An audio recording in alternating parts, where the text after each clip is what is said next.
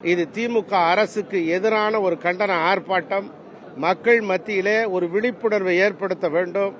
ஆட்சி அதிகாரத்தை ஒருபோதும் தவறாக பயன்படுத்தக்கூடாது.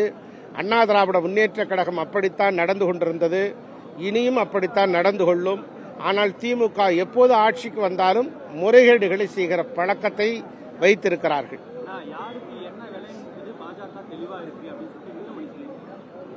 அதாவது அண்ணா திராவிட முன்னேற்ற கழகத்தை வீழ்த்தடிக்க வேண்டும் என்பதற்காக பல பேர் சூழ்ச்சி செய்து வருகிறார்கள். அந்த சூழ்ச்சியின் பதிலாகத்தான் இதை நாங்கள் பார்க்கிறோம்.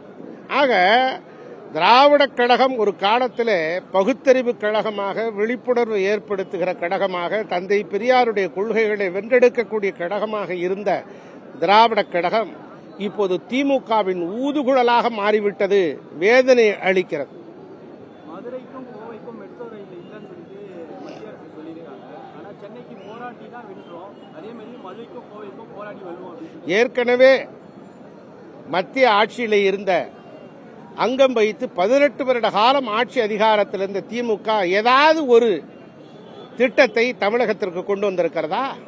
விமர்சனம் செய்வார்கள், திட்டத்தை கேலி செய்வார்கள், கிண்டல் அடிப்பார்கள். அந்த திட்டத்தை குளறுபடியாக்குவதற்காக இதையெல்லாம் வாய்க்கு வந்ததையெல்லாம் பேசுவார்கள். ஒரு திட்டத்தையாவது அவர்கள் கொண்டு வந்திருக்கிறார்களா? இல்லவே இல்லை. தங்க நாற்கால சாலையை கொண்டு வந்தது அடல் பிஹாரி வாஜ்பாய் பிஜேபி அரசாங்கம் இருக்கிற போது. அது வேண்டுமானால் திமுக சொல்லிக் கொண்டிருக்கிறார். ஆனால் ஒன்றை நீங்கள் நினைத்து பாருங்கள். நேற்றைய தினம் பாரத பிரதமர் தமிழகத்திற்கு வருகை தருகிற போது அண்ணா திராவிட முன்னேற்ற கழகத்தினுடைய எதிர்க்கட்சி தலைவர், பொதுச் செயலாளர், வருங்கால முதலமைச்சர் அருமையண்ணன் எடப்பாடியார் மதுரைக்கும் கோவைக்கும் மெட்ரோ ரயில் திட்டம் கொண்டு வரப்பட வேண்டும் என்று கோரிக்கை விடுத்திருக்கிறார். இதுதான் அண்ணா திராவிட முன்னேற்ற கழகம்.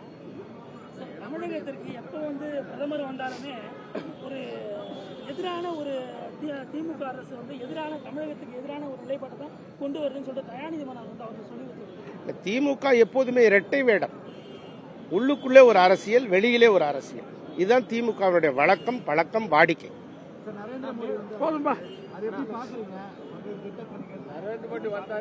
இந்திய பிரதமர் தமிழகத்திற்கு வருகை தருகிற போது இயற்கை வேளாண் அமைப்பினை சந்தித்து உரையாற்றினார்.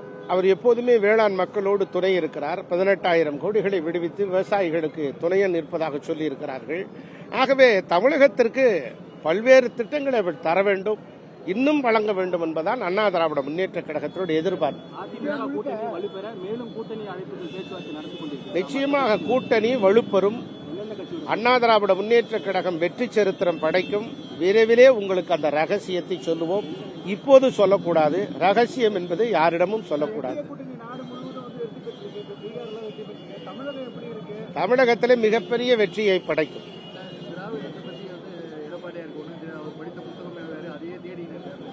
உதயநிதி ஒரு அர்ப்பனுக்கு வாழ்வு வந்தால் அத்தராத்தையிலே குடைபிடிப்பார்கள். அதே போல திடீர் அரசியல்வாதி 30 நாளில் ஆங்கிலம் படிக்கலாம் என்பதை போல, உடனடியாக ஃபாஸ்ட் ஃபுட்டை போல உதயநிதி திமுகவினுடைய ஃபாஸ்ட் ஃபுட்.